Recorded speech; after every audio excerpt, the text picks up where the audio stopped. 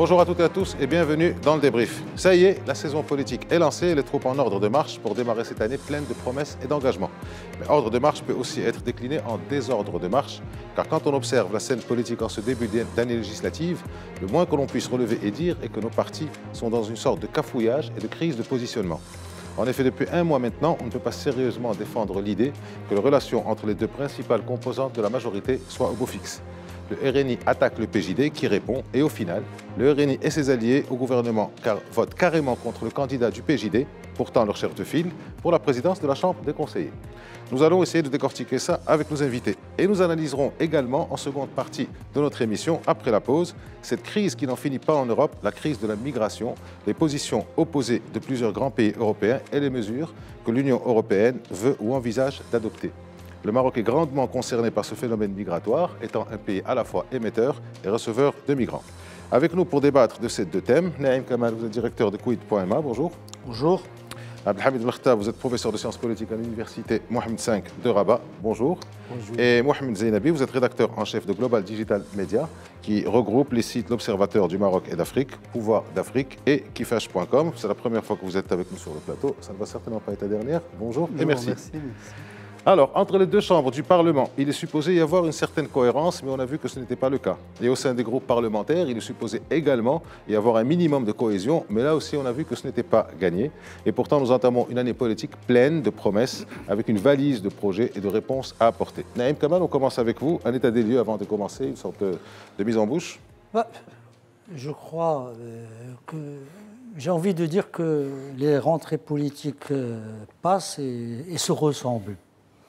Et c'est peut-être là, paradoxalement, l'originalité de la situation politique au Maroc, c'est qu'on ne sent pas vraiment qu'il y ait des évolutions et des avancées notables de telle manière à ce qu'elles puissent créer disons, des secousses pour permettre de générer cette année, il y a quand même plus de tiraillements, vous en conviendrez. En plus, oui, je vais y venir. Je dis l'état de lieu.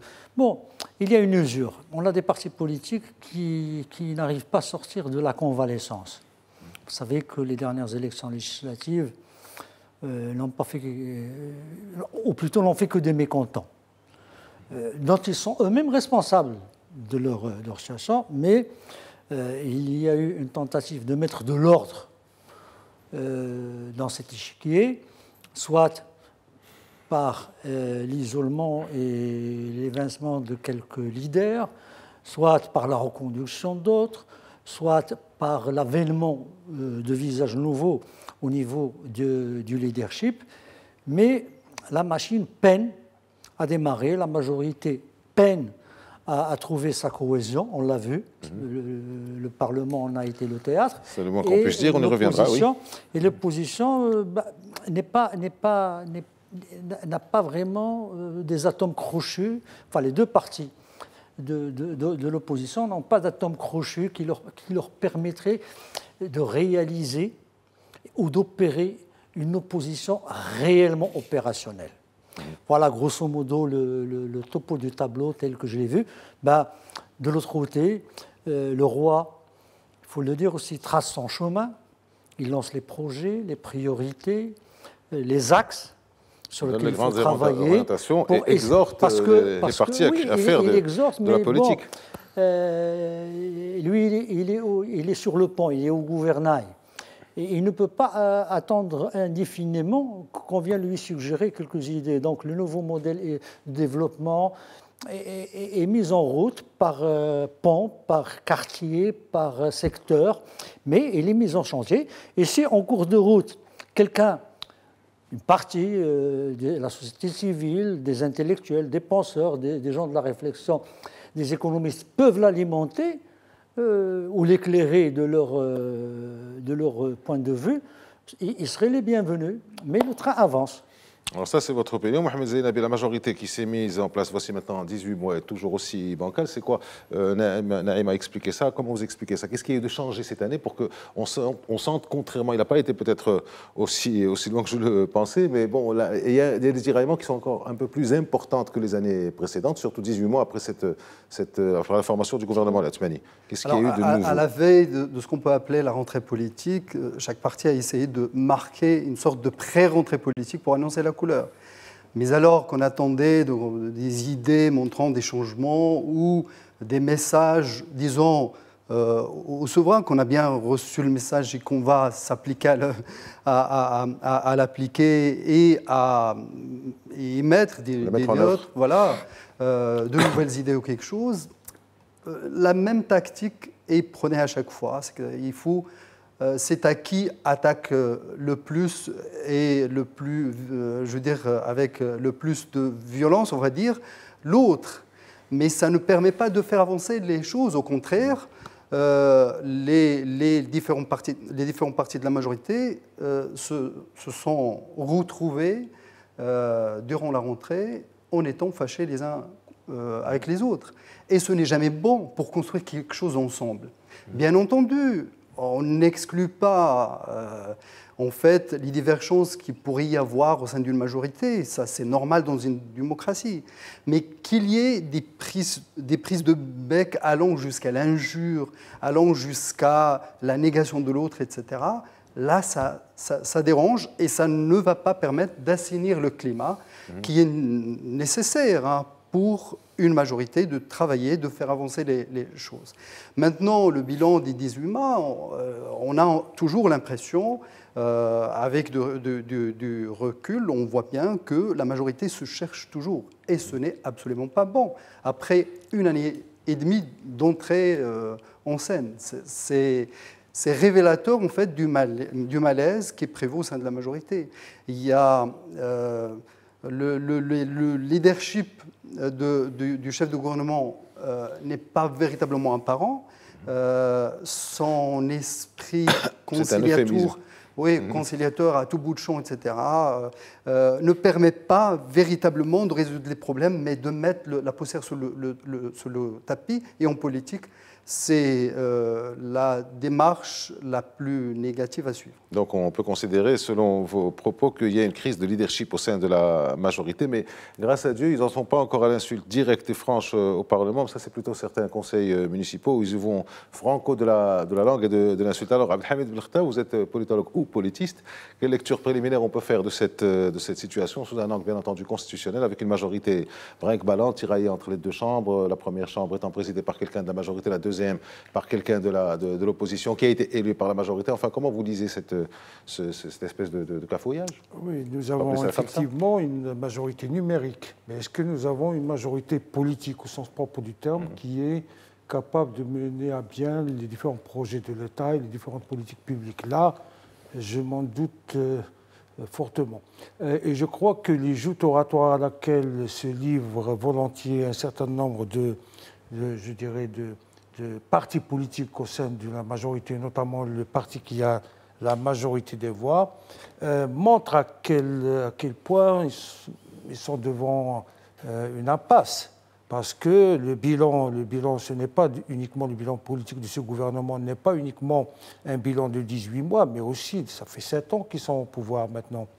Et je crois que ce gouvernement qui est présidé par et qui est guidé par le PJD, a raté l'occasion qu'avait le Maroc après les révoltes arabes pour sortir enfin du marasme économique. Vous savez très bien que la région arabe a été enflammée, a été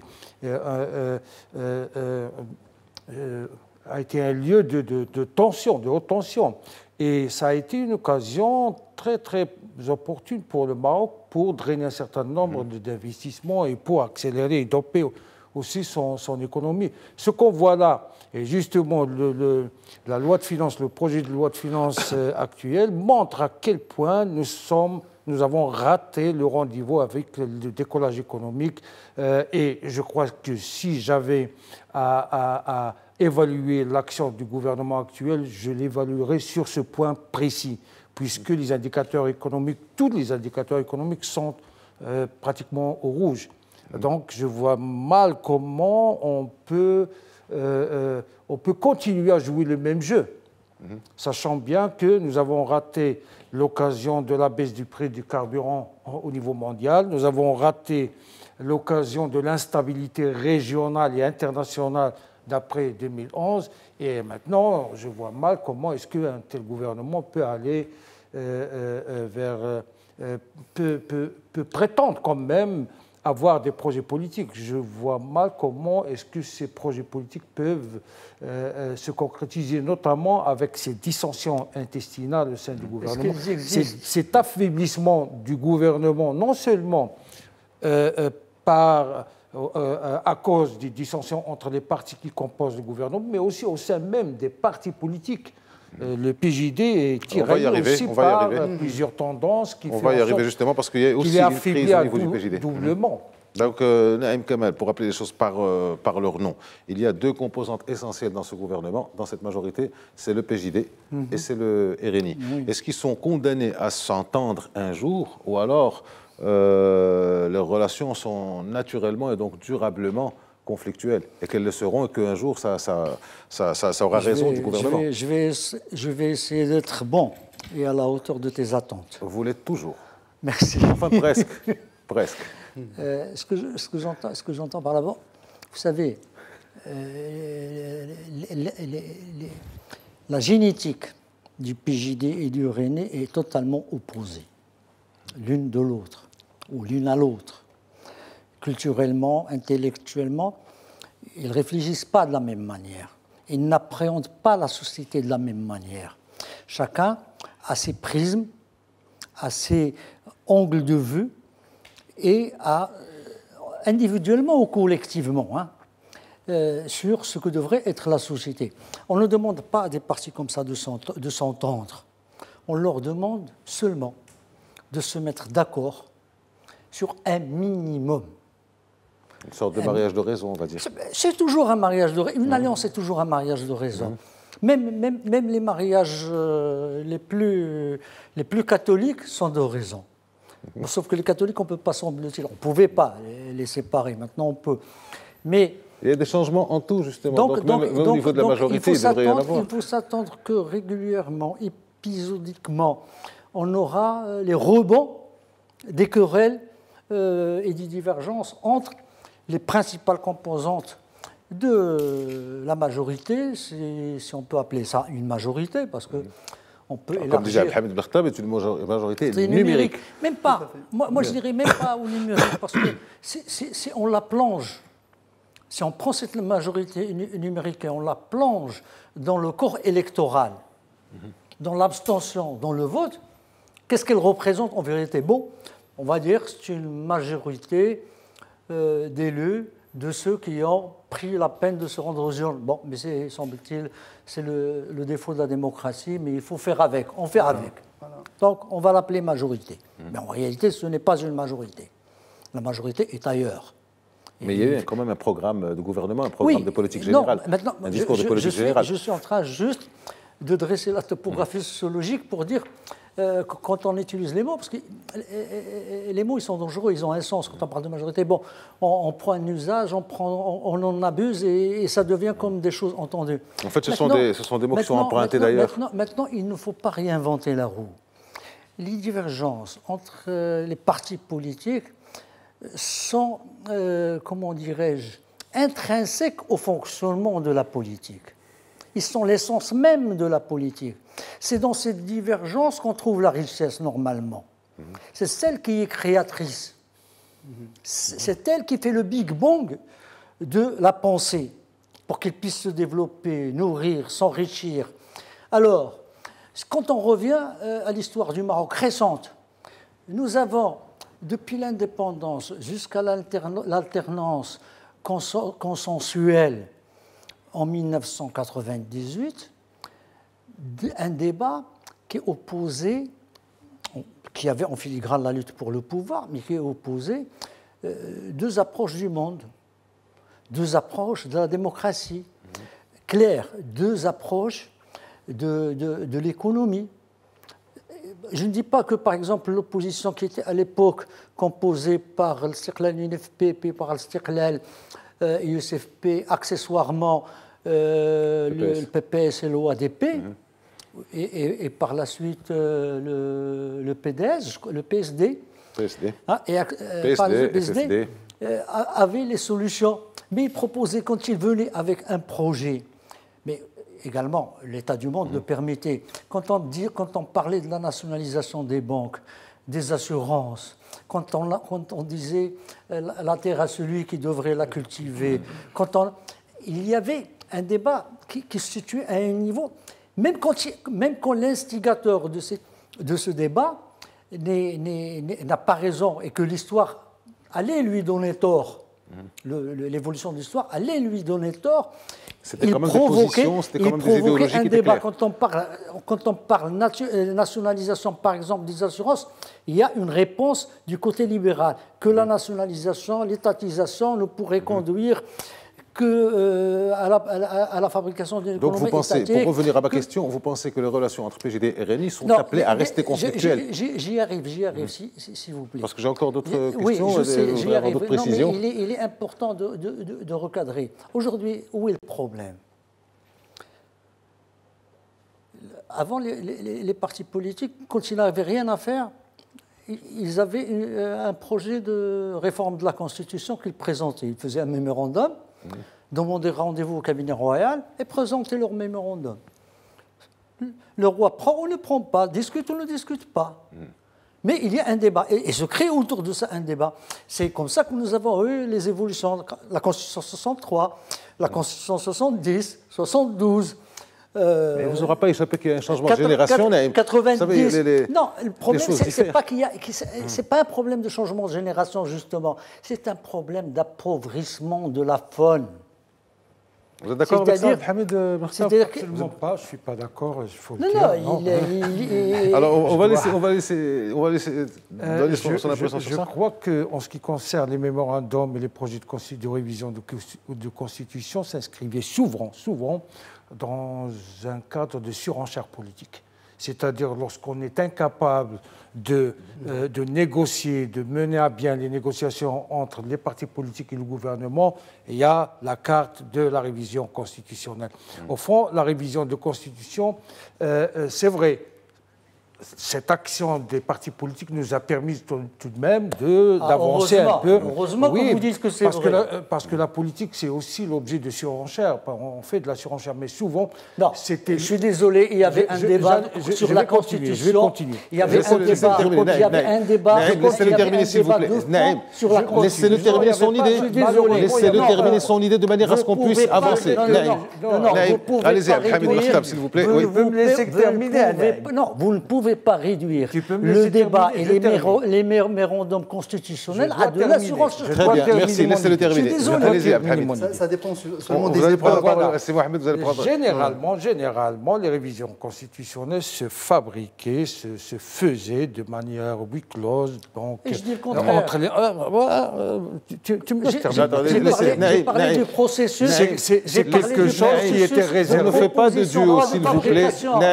Naïm Kamal. Parti politique marocain, au contraire. Dites ce que vous avez à dire de manière à ce qu'on avance et on passe à un autre sujet. Parce que laissez-le terminer, s'il vous plaît. Allez-y, Abdelhamid, mais s'il vous plaît, d'une manière succincte. C'était donc une carte aux mains des élites partisanes. Et c'était elle qui travaillait cette idée-là, c'était elle aussi qui l'a posée sur la table des négociations. Et ce n'était pas un objet de débat national. Et je vais vous le dire, la question de révision de la Constitution, c'est quelque chose de technique. Les gens ordinaires n'ont rien à voir là-dessus. C'est vrai, en 2011, il y avait cette question qui s'est posée sur la table, la révision constitutionnelle. Mais c'est une manière de techniciser le débat politique. Lorsqu'on veut vider le débat politique de sa profondeur, je dirais, idéale, on va essayer de le techniciser, de ce débat, et de le rendre un débat de juristes. C'est ce qui a été fait, justement. Après 2011, tout le débat a été canalisé vers le droit. En même temps, il y a un changement de génération, il y a un changement d'approche politique qui fait que... Naïm, s'il vous plaît, on ne va pas rester... On n'est pas en train de parler, s'il vous plaît, Naïm, de la jeunesse de la Constitution, on est en train de parler de tiraillement politique. Je voudrais revenir donc à ce gouvernement. Moi, je parlais de l'histoire. Moi, je parlais pas de l'histoire, je sais, mais là, on est en train de parler de l'actualité aussi. On ne peut pas s'en passer pour comprendre ce qui se passe aujourd'hui. Moi, j'en arrivais à allez-y rapidement, parce qu'on va passer à autre chose, parce qu'il y a des questions plus intéressantes que revenir sur l'histoire. Parce que c'est ça, c'est la panne des partis. C'est ça dont on parle aujourd'hui. La rentrée, on parle, si j'ai bien compris le sujet. Quelque part. Oui. S'il y a des tiraillements, c'est qu'il y a une panne. Heureusement. Donc, je vous dis, le processus, nous avons abouti, après l'alternance consensuelle, à la fin des partis traditionnels, qui se sont trouvés déclassés, leurs élites déclassées, qui étaient opérationnelles. Personne ne me dira le contraire, mais qui étaient très opérationnelles sur le plan des idées et du débat. Naïm, merci. Et on s'est trouvé, Naïm. Par la suite, personne n'arrive plus. On a ne des peuvent être déclassés que des gens déclassables. C'est quelque part ce qu'il disait. Oui. Et oui. On a des technocrates, on a aujourd'hui, on travaille sur le technique. C'est très bien. Mais normalement, il y a une complémentarité entre les deux. Et c'est cette complémentarité qui n'existe pas, peut-être parce que du côté de la pensée, il n'y a plus cette dialectique pensée-action, réflexion-action. Il n'existe plus. Aujourd'hui, chaque fois qu'on a un problème, on amène des chiffres. Ce n'est pas suffisant à une société. Il lui faut du rêve, bien, il lui faut du on a compris, il lui faut de l'imagination, et ça, c'est la pensée. Et on a compris que les choses tiennent à la Constitution, à la formation des classes politiques. Exactement. Donc ça, on ne va pas faire une émission. Heureusement. Pour clore ce chapitre d'incompatibilité entre les partis de la majorité, ce n'est pas la première fois que ça arrive. On se rappelle des dissonances et des mésententes qu'il y avait entre Abbas el-Fassi et Yousfi du temps de l'alternance constitutionnelle, lorsque Abbas el-Fassi parlait de soutien critique. C'était une notion qu'il a introduite. Mais cela n'empêchait pas la majorité d'aller vers des projets et de les concrétiser, etc. Aujourd'hui, ce qu'on craint, c'est que les dissonances qui vont sur un terrain de personnes, c'est ça le plus dangereux, et non pas d'idées. C'est ce que essaie de dire Naïm. Auparavant, on se chamaillait pour des idées, pour constitution. On ne s'attaquait pas à intuitu personnel, voilà. Mais là, et idées. Vous l'avez rappelé tout à l'heure, dans des conseils qui sont aussi des représentants, les élus locaux sont aussi des représentants des partis, et on se retrouve avec des éléments de la majorité qui on vient aux mains. Là, ce sont les signaux qui sont renvoyés, et là, on doit revenir à cette question primordiale de l'image des partis au sein de la société. Zainabi, pour faire court, on a encore quelques petites minutes avant la pause. Est-ce que vous pensez... Quelques petites minutes. C'est-à-dire, vous ne parlerez pas d'ici la deuxième partie. Est-ce que vous ne pensez pas qu'il y aurait qu'un rétrécissement de cet effectif pléthorique de 40 personnes pourrait servir à quelque chose pour ce gouvernement, pour le rendre un peu plus efficace et pour confronter véritablement les patrons de ces partis sans vouloir faire plaisir à tout le monde? Oui, il y a des moments où moins on est fou, plus on rit, pour changer. Oui, arithmétiquement, on pourrait s'entendre à 4 que si on était 10 ou 15. Mais, les Chinois sont 15, par exemple. Mais le problème de fond reste parce que les chefs de parti resteront les chefs de parti et chacun resterait compris sur sa position. Et même à 10 ou 15 ou 13, etc., on pourrait trouver le moyen de ne pas être d'accord avec l'autre, rien que parce qu'on veut le mettre dans la... Oui, parce que c'est l'autre. Parce qu'on n'est pas fait pour s'entendre. Et la réalité est là, en fait. C'est qu'on se retrouve avec des partis qui, en vérité, n'ont presque rien à voir. Parfois, c'est parce qu'il n'y a pas d'idée qu'on s'énerve. Voilà. Et alors, pour avancer, il faut revenir aux fondamentaux de la politique. Pourquoi on fait de la politique? C'est pour réaliser des projets, c'est pour faire avancer le Maroc. Et si l'intérêt général prime, les mésententes, etc., qui ne sont pas des mésententes de fond, je le rappelle, serait dépassée. Ce n'est pas des mésententes de fond, c'est des mésententes de forme, vous voulez dire? Alors que Non, vous mais dites qu'ils n'ont pas d'idée, donc ça veut dire que ce sont des dissensions de oui, fond. c'est exactement ce qu'il est en train de dire. Oui, mais attendez. Ce que je voulais dire, le fond de la politique, c'est quoi? L'objectif de la politique, c'est quoi? C'est de mener une politique en faveur d'une société pour la faire progresser vers un projet, en principe, qu'on porte en tant que parti. C'est ça le fond, le fond dont je parle. Alors, si on a cette idée de faire avancer le pays, etc., toutes ces dissonances, des mésententes, etc., on pourrait s'en passer en faveur du projet commun qu'on pourrait porter.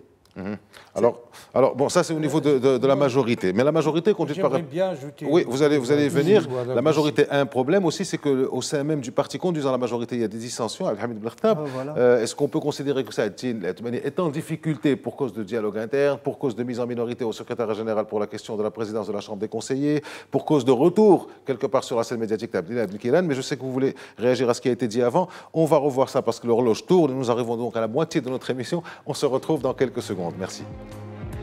Bonjour, nous entamons la deuxième partie de notre émission. Pour ceux qui nous rejoignent, avant de passer au second thème qui est celui de la crise migratoire, nous allons poursuivre notre débat mouvementé sur la classe politique tourmentée. Pour ceux qui nous rejoignent, nous en discutons avec Abdelhamid Blechtab, professeur de sciences politiques à l'Université Mohamed V de Rabat, Mohamed Zainabi qui est rédacteur en chef de Global Digital Media, l'Observateur du Maroc et d'Afrique, Pouvoir d'Afrique et Kifesh.com, et Naïm Kamal, vous êtes directeur de Quid.ma. Juste avant la pause, Abdelhamid Blechtab, je vous posais une question sur les difficultés que pourrait rencontrer le chef du gouvernement et de son parti, Saad Latmani, au sein du PJD, donc, qui a été mis en minorité, qui a un dialogue interne à gérer. Et vous voulez aussi réagir sur un débat un peu mouvementé sur la Constitution. Oui. Faites vite sur la réaction du débat sur la Constitution, comme ça vous répondez sur Latmani. Que l'affaiblissement du gouvernement Latmani n'est pas dû uniquement aux divergences entre les différents partis politiques, ni aux problèmes internes du parti, mais aussi à un certain nombre de facteurs qui sont très objectifs. Nous savons très bien qu'il y a actuellement un changement des lieux de la politique. Les lieux de la politique ne sont plus les partis politiques, l'État, les gouvernements, etc. Il y a un glissement de ces lieux vers d'autres lieux, notamment vers le virtuel. Et on voit très bien que le véritable débat, qui est passionnel, qui n'est pas toujours un débat rationnel, mais qui est un débat tout de même, se fait généralement en Facebook, sur les réseaux sociaux, etc. Donc, on voit très bien que les gouvernements un peu partout dans le monde sont mis à mal par ce glissement de la politique vers d'autres lieux que les partis politiques et les lieux traditionnels. Il y a aussi la question des médias. La médiatisation de la politique a fait en sorte à ce que les politiciens sont devenus des vedettes. Et petit à petit, on ne parle plus de programmes, d'idées, on parle uniquement, on se focalise presque toujours sur les personnes, au lieu de se focaliser et d'insister sur les programmes et les idées. Ce sont là deux facteurs qui ont contribué en quelque sorte partout dans le monde, non pas uniquement chez nous, partout dans le monde, qui ont contribué à l'affaiblissement de l'action du gouvernement, mais aussi à l'affaiblissement de la politique en général. Donc, Naïm Kamal, quand on voit dernièrement ce qui s'est passé à la Chambre des conseillers, avec plusieurs groupes qui ont connu pas mal de remous, et principalement à l'UMT et à la CGEM, je mets ça en perspective avec le discours du roi Mohamed VI, où il a appelé de ses voeux l'émergence d'une nouvelle catégorie de politique, des hommes d'État. Mais on a l'impression que finalement, on en est encore toujours à cette course pour les fonctions, pour les postes. On est loin de la notion d'homme d'État appelée par les voeux du chef de l'État. Je note l'idée parce que j'ai une mise au point à mettre très courte. Soyez une mise au point, bref dans votre mise au point. Sur le virtuel. Et dépassionné. Non, il est dépassionné, t'inquiète pas. Projet sociétal. Non. Vous savez, c'est vrai qu'il y a un glissement dans le débat politique. Pour autant qu'il y ait vraiment un débat politique. Parce que c'est ça le problème, ce qui a été dit et constaté ici, qui est constaté un peu partout. Or, il y a, moi je constate sur le virtuel, là, qui est investi par plusieurs individualités et par plusieurs aussi collectivités, et qui agissent, qui influent sur l'opinion publique, par le vrai, par le faux, par le populisme, par la qualité, il y a tout. Il y a tout, c'est vraiment l'auberge espagnole. Or, quand on cherche à analyser la présence des partis politiques sur les réseaux sociaux et sur le web, ils y sont. Mais leur problème... Il n'y a pas d'adhésion. Non, ce n'est pas un problème. Non, j'en suis même pas là. Je suis juste maintenant sur un plan technique et disons, communicationnel. Ils sont en train d'injecter un discours classique, dans sa forme classique, archaïque, dans le web. Ce qui fait qu'il n'est pas recevable. Il y a un décalage finalement entre la génération, entre l'émetteur du discours et son récipiendaire. Même un parti aussi disons, intellectuellement avancé et moderne que le RNI n'arrive pas encore aujourd'hui à instaurer une véritable structure d'action sur le web et dans le web et par le web. Moderne, concevoir. Aujourd'hui, ce n'est plus un secret pour personne, et je crois qu'Arnouch sait y faire. Je me demande pourquoi il attend. C'est de faire un brandos. Comment peut-on s'attaquer au volet? On le voit. Vous avez apporté... il est là, il s'occupe de site internet. Tu t'occupes de site internet. Je m'occupe de site internet. Il est souvent sur internet.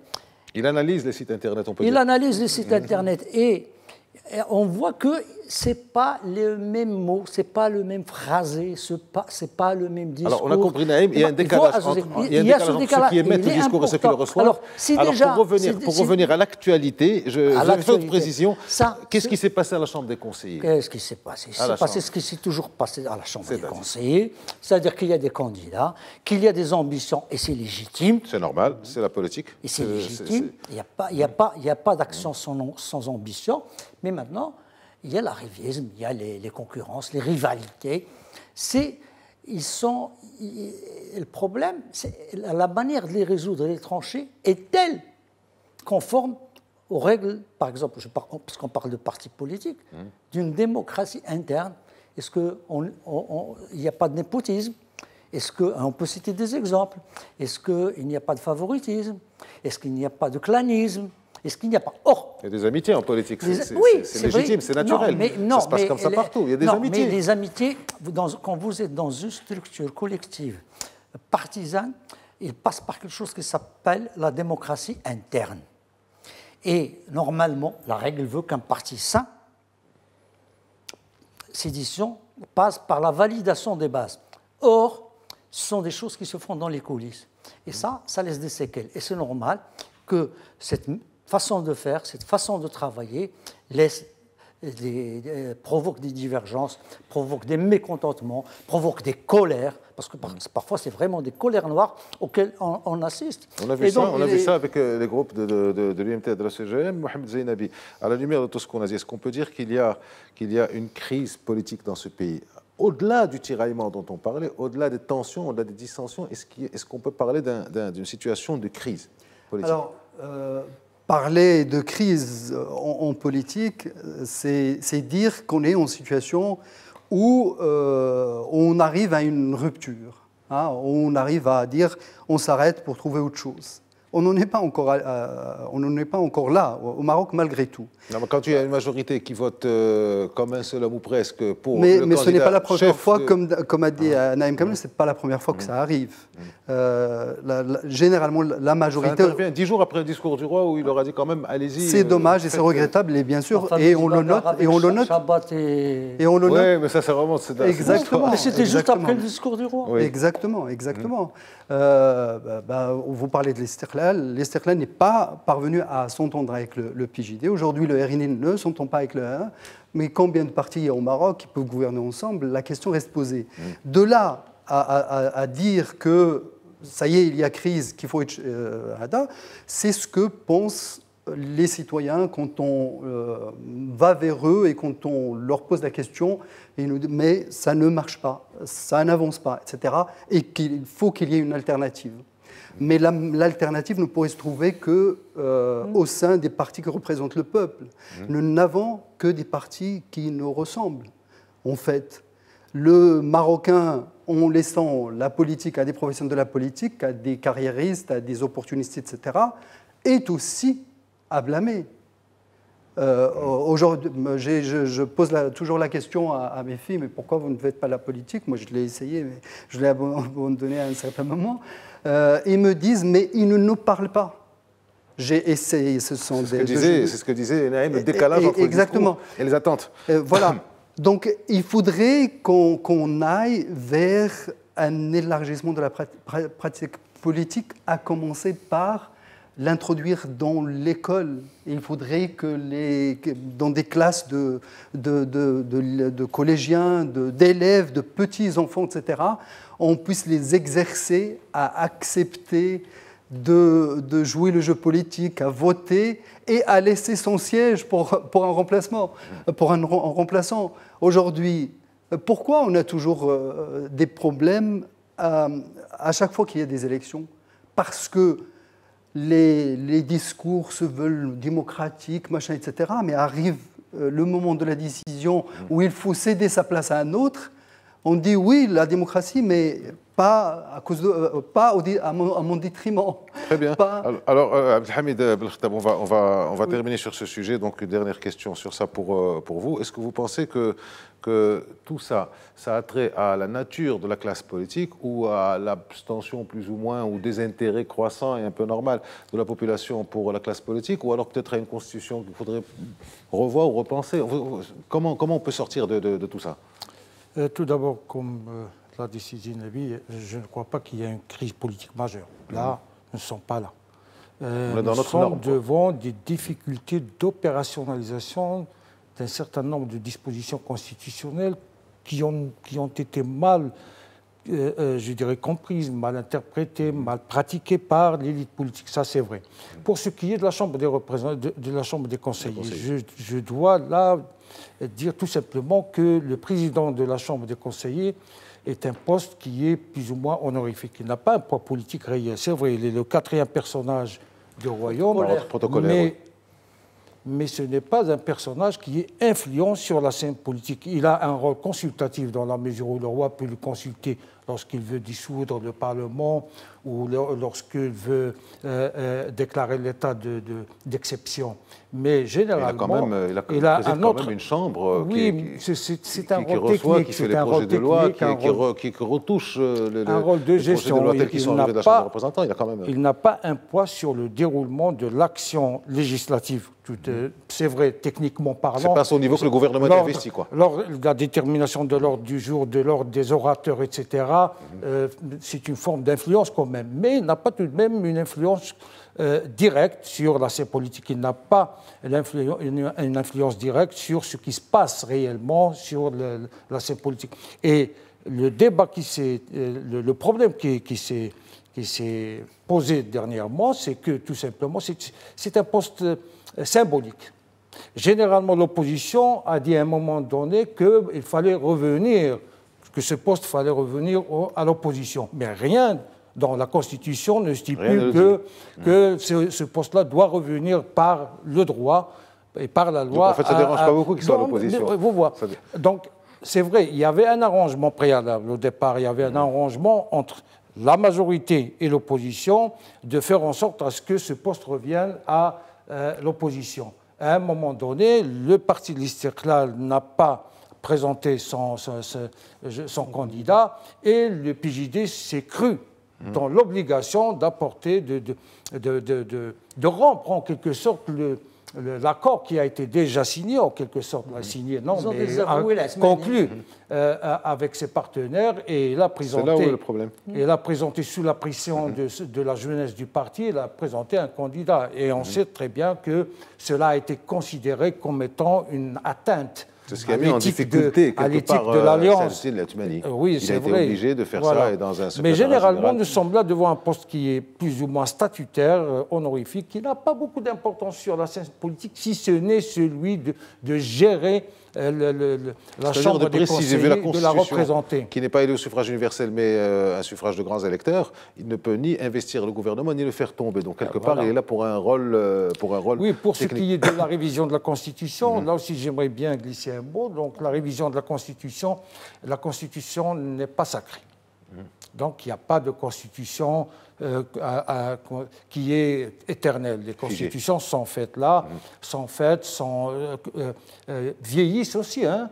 Il y a des constitutions qui arrivent mal à être opérationnalisées. On voit très bien que notre constitution de 2011, il y a un certain nombre de points qui arrivent mal à être concrétisés sur le terrain. Et peut-être qu'une révision par la suite, mais c'est un débat qui reste ouvert entre les acteurs. Eh bien, on va garder ce débat ouvert et on passe au deuxième thème. L'Europe, on le sait, connaît une forte affluence de migrants depuis plusieurs années avec un pic en 2015. Aujourd'hui, les passages, les itinéraires turcs et libyens sont bloqués. Alors, le flux se dirige désormais vers le Maroc qui, lui, au nom de la morale et de l'éthique, refuse de jouer le rôle de gendarme. Mais lui-même est soumis à une très grande pression eu égard à sa position géographique et à la politique africaine qu'il a mise en place depuis 2014. Naïm Kamel, l'Europe veut se protéger de ces flux massif de migrants et se rabat sur le Maroc. Mais le gouvernement a dit deux non. Le premier non, c'est sur les centres d'accueil, qu'on appelle joliment centres d'accueil, mais qui sont en fait des centres de rétention. Et la deuxième, pour ne pas jouer son rôle de gendarme, comme il est dit depuis plusieurs années déjà. Alors pourquoi c'est non? Sachant que la carte est claire. Non, parce que le Maroc est dans une position, vous le savez, géographique, peu enviable. Peu enviable quand ça va bien, et enviable, très enviable quand ça va bien, et peu enviable quand ça va mal. Hassan II aimait dire que le Maroc est un arbre dont les branches sont en Europe et les racines en Afrique. Bon, c'est joliment dit. Quand il y a un échange fructueux, positif, porteur d'idées et de richesses et de savoir, c'est très bien. Mais quand il est quand il devient une courroie de transmission de la misère et qu'on lui demande d'être le bouclier d'une migration inscrite dans les gènes humains et dans l'histoire. Ça ne date pas d'aujourd'hui, la migration des hommes. Et il est irrésistible. Mais l'homme, depuis qu'il est homme, est migrant par nature. Migrant par nature, c'est ce que les gens ne savent pas, c'est tout à fait normal. Il cherche le pâturage, il est tout le temps à la quête de nouveaux espaces. Sauf que la démographie aidant, qui a en un siècle et quelques, quadruplé, explosé, quintuplé l'espèce humaine, et ça va continuer. Il y a une forte pression sur les territoires, sur les espaces, et également sur les richesses de la terre, et qui n'arrivent plus à nourrir tout le monde, aggravées par les inégalités des échanges, les inégalités de la distribution des richesses de cette terre, et que ces candidats à la migration qu'on voit aujourd'hui, que ce soit au Maroc, que ce soit en Libye, que ce soit en Syrie, que ce soit en Afghanistan, que ce soit en Amérique latine, le spectacle que nous voyons ces jours entre les Honduras, c'est ça? Oui, l'Amérique latine. Passer aux États-Unis, qui sont bloqués sur un pan. C'est un phénomène aujourd'hui mondial, malheureusement, qui s'oppose à des égoïsmes connus, humains, et qu'il faut... Alors, et dans ce contexte, on demande au Maroc de devenir le rempart. Mais il dit non. Sans rien, alors qu'on prend un exemple. On demande à la Turquie d'arrêter les Syriens Alors, parlant de Turquie, justement, on lui donne 5 milliards. Trois. Justement, Mohamed Zeinabi, à la Turquie, l'Union européenne avait promis en 2015, quand il y avait le pic, 3 milliards d'euros. Elle est en train de reconduire cet accord, donc ça fait quelque part 6 milliards. Et l'Union européenne parle très généreusement de 55 millions d'euros à partager entre le Maroc et la Tunisie pour la protection et la surveillance frontalière. Est-ce que ce sont deux poids, deux mesures, ou on attend que ça évolue maintenant qu'on a plus ou moins assécher la source de migration au Moyen-Orient? Est-ce qu'on peut s'attendre à plus que ça? Est-ce que le Maroc a le droit de demander plus que ça? Il y a des chiffres actualisés qui parlent de 140 millions d'euros qui seraient octroyés au Maroc, dont 70 millions directement au gouvernement sans condition. Mais pour le reste de la somme, il faut avoir des projets bien définis, etc. Mais on voit bien, même avec 140 millions d'euros, ça ne résoudra le problème. Et ça restera ce qui a été donné par rapport aux Turcs. Mais là, la Turquie a, à un certain moment, haussé le ton et même créé une certaine nuisance directe aux Européens. Et les Européens, malheureusement, réagissent, faiblissent quand on fait pression sur eux. C'est comme ça qu'ils fonctionnent souvent. Et c'est très mauvais comme signal qu'ils donnent au monde. Alors, deux poids, deux mesures, évidemment. Ce n'est pas parce que la Turquie fait miroiter la menace terroriste, etc., qui est immédiate, et de par sa proximité avec les zones de conflit, etc., que... la menace terroriste existe aussi en mais bien sûr, il faudrait voir le danger et je veux dire, l'effort que fournit le Maroc, il est très peu visible, parce que le Maroc, en fait, on a besoin aussi de communiquer sur ce que font nos autorités, etc. On ne communique, même nous autres, presse nationale, etc., que quand il y a violence contre les migrants, etc. Mais on oublie de dire que dans les réseaux mafieux auxquels parfois fait face le Maroc dans cette question de migration, il y a des trafiquants de drogue, il peut y avoir aussi des menaces de crimes organisés, internationaux, etc. Traite d'êtres humains, voilà. de drogue, d'armes. Les chiffres parlent d'eux-mêmes. Le Maroc, selon les derniers chiffres, a avorté quelque chose comme 54 000 tentatives d'immigration clandestine. C'était durant l'été. Ah, exactement. Donc ça a et continué. Soit quelque chose comme maintenant à peu près 80 réseaux mafieux de passeurs qui sont parfois payés pour ce qu'ils font, etc., souvent, et qui font partie de nébuleuses qui organisent ce trafic de... Alors justement, face à ça, Abdelhamid Belkhtab, après les deux vagues de régularisation qu'a entreprise le Maroc en 2014, en 2017, est-ce que, comme le dit Mohamed Zainabi, il faut passer par un énervement du Maroc, hausser le ton, comme il le disait. Est-ce qu'il y a une politique qui devrait changer ou comment ça doit se passer? Oui, c'est vrai. Le Maroc a toujours été passé pour le membre de famille qui ne fait pas de tapage. Et puisqu'il ne fait pas de tapage, on le laisse donc jusqu'à ce qu'il tombe malade. Donc on voit très bien que la crise migratoire... La politesse et la courtoisie ne sont pas toujours des vertus diplomatiques.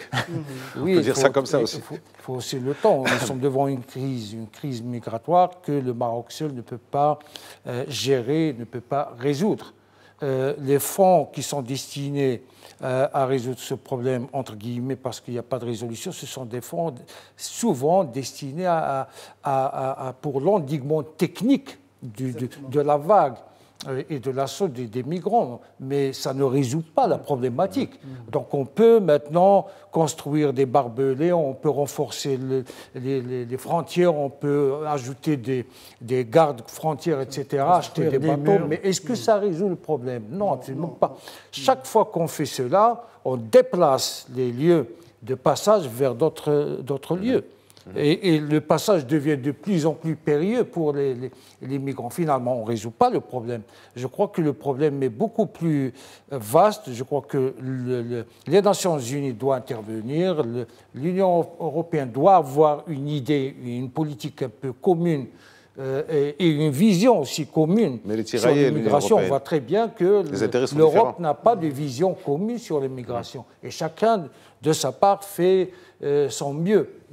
Et on voit très bien que la montée des populismes aussi complique un peu plus la tâche. Le populisme ne laisse pas les gouvernements, ne laisse pas aussi l'Union européenne travailler dans des conditions aussi optimales. Donc le Maroc doit aussi le temps, mais aussi doit faire savoir qu'il sera incapable à lui seul de jouer la carte du gendarme.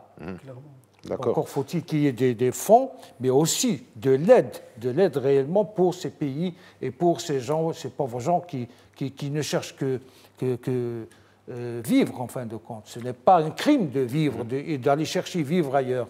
Et de faire ce qu'on a criminaliser, toujours eu l'habitude de faire, criminaliser cet acte-là devient vraiment c'est de l'abjection. Nous sommes devant des politiques inhumaines dans ce cas-là. Alors, Naïm Kamal, un chiffre qui doit nous interpeller. Depuis 2014, on parle de 17 000 morts en Méditerranée. Absolument. C'est un cimetière flottant. Il doit être certainement bien plus bas maintenant, que la par exemple, réalité.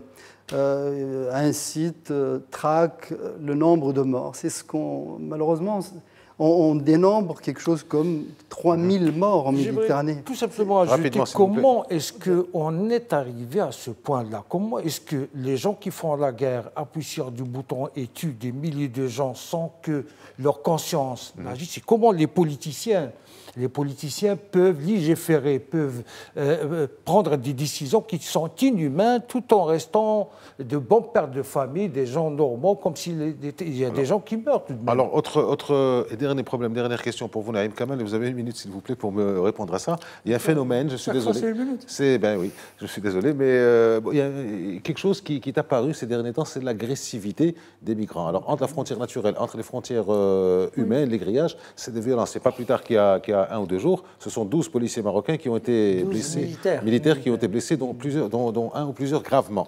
Vous parlez d'agressivité. Oui, de violence. Et de violence. Ça va aller crescendo. Ça ne va pas revenir, ça ne va pas reculer. On a déjà assisté à ces scènes, ce n'est pas la première fois. Ce n'est pas la première fois. Et c'est là où il y a le fond du problème. Et puisque vous me pressez par le temps, je vais dire les choses rapidement. Tout le monde sait où est la solution. Elle est dans le co-développement. Oui. Tout le monde le dit, mais personne ne le fait. Parce que finalement, les égoïsmes. Avant, c'était simple. Les Américains ou les Espagnols arrivaient aux Amériques, ils génocidaient les populations et prenaient leur place. Aujourd'hui, la démographie est telle, les populations, les médias sont tels que ça devient pratiquement impossible et donc ils le font à petite dose pour la guerre dont a parlé Belkhattab. Et pour revenir, donc la solution elle est connue, mais il faudrait une prise de conscience réelle de l'intérêt, comme on l'a toujours dit, bien compris. Maintenant, pour revenir à l'histoire de... Rapidement, moi, je voudrais juste dire une chose. D'abord que cette violence va aller crescendo, que le Maroc est exposé, et ensuite qu'il faudrait saluer l'action de l'armée marocaine. Qui est en première ligne. Non, en dehors de ça, parce que si il y a eu 12 blessés du côté... des militaires marocains, c'est parce que la force que l'armée a mise en place n'était pas volontairement offensive, proportionnée pour arrêter le flux, parce qu'on ne veut pas faire des dégâts dans la population des candidats à la migration. Et donc on a essayé de contourner et on a subi et plus payé que massacrer les immigrés comme ça peut se faire ailleurs. Des policiers ou des militaires américains blessés à la frontière. C'est-à-dire qu'il y a eu de la retenue. Merci, c'est fini pour aujourd'hui. Merci à vous trois d'avoir été avec nous. Merci à vous tous de nous avoir accompagnés tout au long de cette émission. Rendez-vous la semaine prochaine pour un prochain débrief. Merci.